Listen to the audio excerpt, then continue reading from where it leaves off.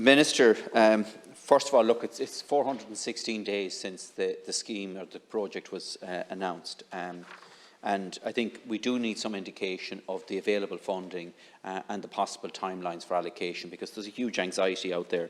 I think on average clubs across the country have sought approximately €67,000, some of them substantially over that.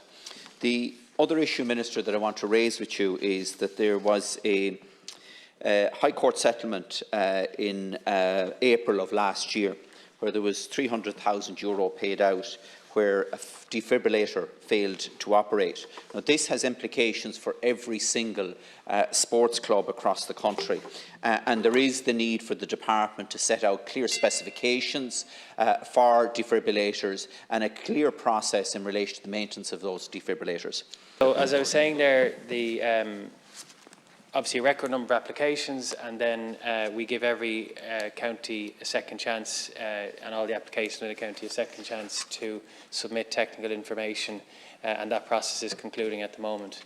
But typically, like from closure to announcement, it's usually we're actually ahead of what has happened in previous rounds. It'll be less than a year when the deadline closes and when we announce the applications, or when we announce the grant outcomes.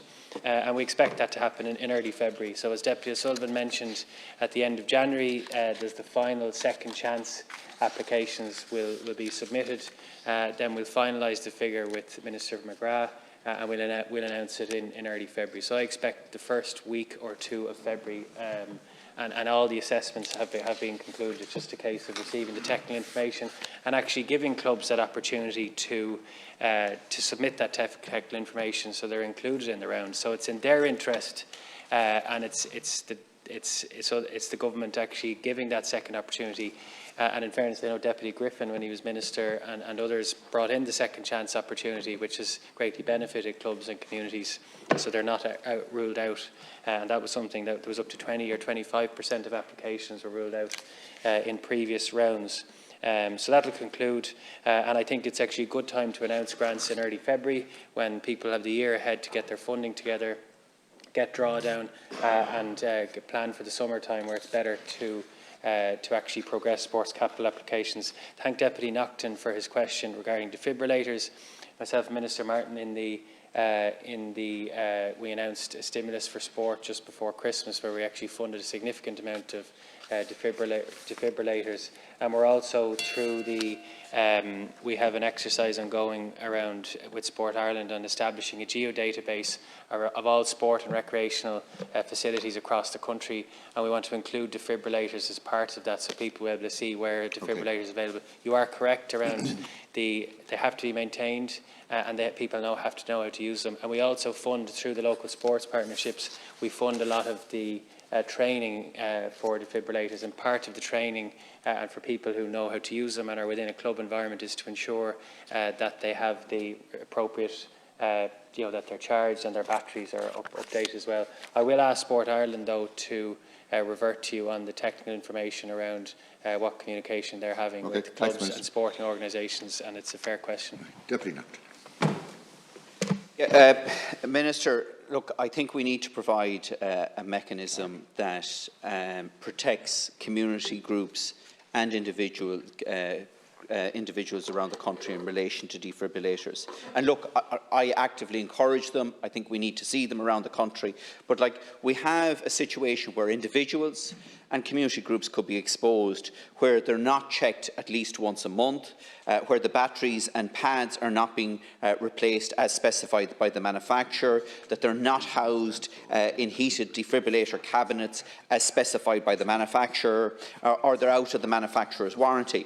Now, we don't want to see a situation arising where we have sporting clubs or community groups around the country prosecuted and having to pay substantial settlements as a result of this. What we want to do is to actively support the rollout of defibrillators, working defibrillators, and having the local people available to actually use them. Just to Deputy Naughten's point on defibrillators, I will ask Sport Ireland to follow up on the legitimate points you've made on defibrillators.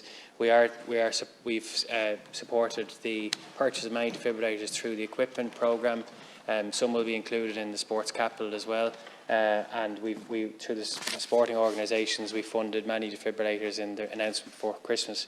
We were correct that we can't have an adverse court outcome impacting the fair usage and the incentive for people to purchase defibrillators. On Deputy Muireann O'Connor's point, we did include in this round specific focus on female participation in sport, so clubs that are trying to attract women and girls in participating in their local clubs will benefit to a greater extent, and that's something we're keen to do in all the funding schemes. And as I said, I know people want to see this happen as quickly as possible. We expect it to conclude very shortly. The second chances will be finished in the next week. Then it's a case of just finalising the envelope, which we're concluding, and the assessments are complete. So we expect this to be announced in early February, and there will also be an appeal mechanism. But we are conscious as a government that we need to, it's important to give momentum to sport and to volunteers and people who are participating in communities, and allow the government to match that ambition that is in our local communities with progress in terms of community infrastructure, and I think the sports capital round will deliver on that when we announce the conclusion and the grant outcomes in early February. And I expect the next time I'm standing up here answering questions, we won't be still awaiting the current round. So thank you, Chair.